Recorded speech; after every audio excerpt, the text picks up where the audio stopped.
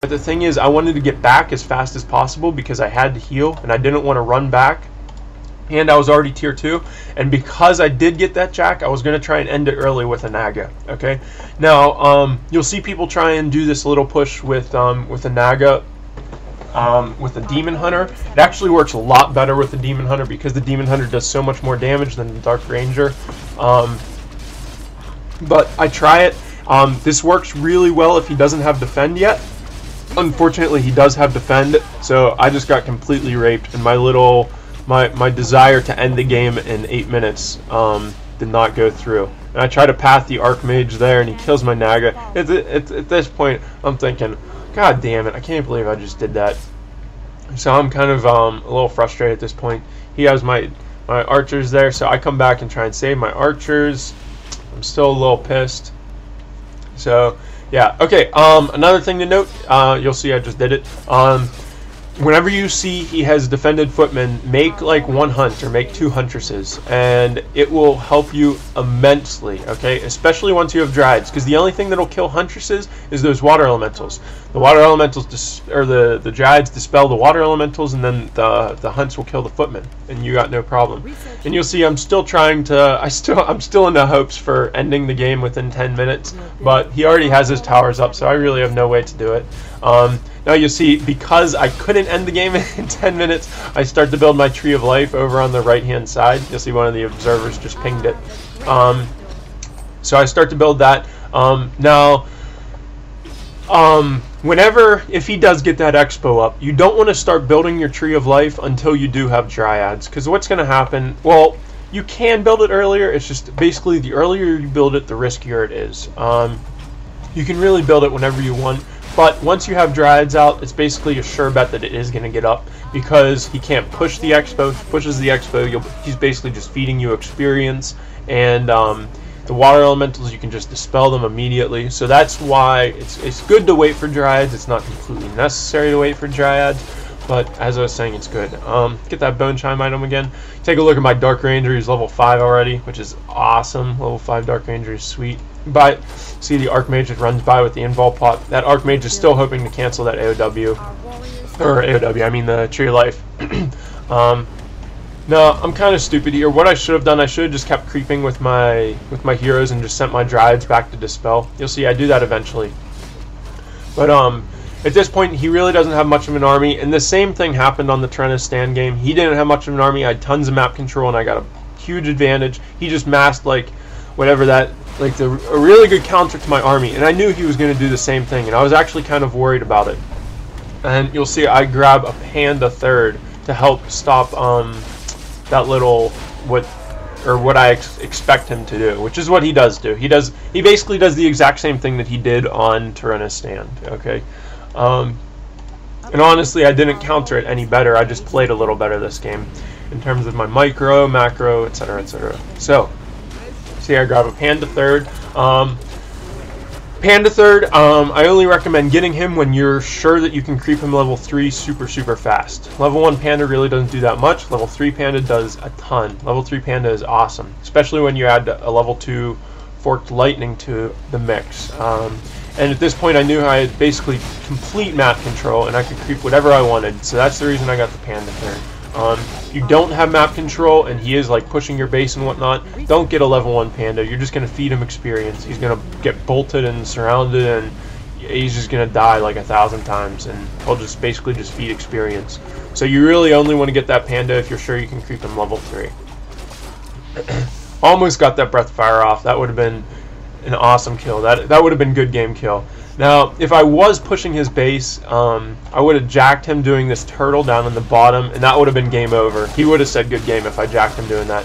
His MK has an invul, but I would have killed like 3 casters and 5 peons, and that would have been awesome, but I didn't. So, now, you may be asking why am I still creeping with my Dark Ranger to feed it whenever I'm doing experience, or whenever I'm losing experience on my other heroes. The reason I'm still creeping with my Dark Ranger is because I want those skeletons.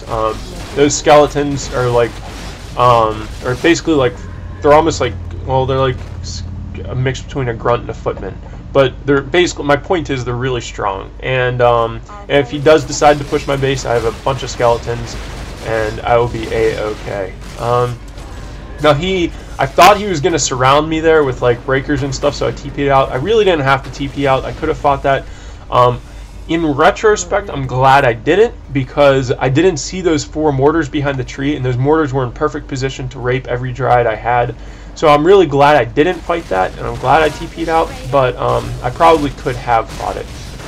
Now, you'll see, okay, in terms of the micro, the first thing you want to do is you want to silence with the Dark Ranger. Silence is awesome. It lasts like, I forget exactly, it's like 12 or 15 seconds or something, which is awesome. It's really, really good. So the first thing you want to do is silence. You want to breath fire, fork lightning as fast as possible. A-click, dispel the water elementals. You want to do all that stuff basically as fast as possible.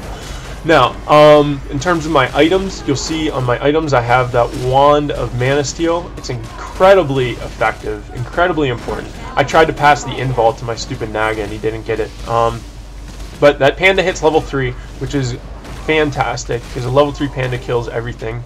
Uh-oh, my game just spiked there. Okay, the Dark Ranger got away with like 2 HP. Now this is basically, if you watch the full Tyrannistan game, this is almost exactly the same thing that happened in Tyrannistan. And he basically just keeps pushing my base, and those casters keep healing him, and he has, you know, water elementals and whatnot. So I just kind of stay back and I keep making an army. He killed my altar, so I can't get my Naga. Honestly, I'm not too concerned. Naga really doesn't do that much. But that panda is awesome. If you can get positioned with those dryads, he doesn't have any mortars right there, okay? And if you'll see, I actually stuck around and almost lost my Dark Ranger to kill all those extra mortars, which basically saved my base by killing those mortars, because without those mortars, dryads kill everything he has, quite obviously. So, yeah, so that's the reason I did that. Okay, now as soon as I finish that, I'm going to try and get this panda to level 5. It's a level 5 panda, kills everything a human has. Get an experience to him again. Man, I actually got pretty lucky this game.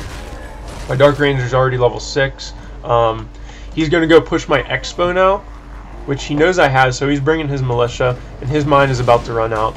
Now, in all honesty, I don't have to fight that fight. You'll see I have another bear and a dryad queued up. And if you take a look on my perspective, I do have enough gold to build another Tree of Life.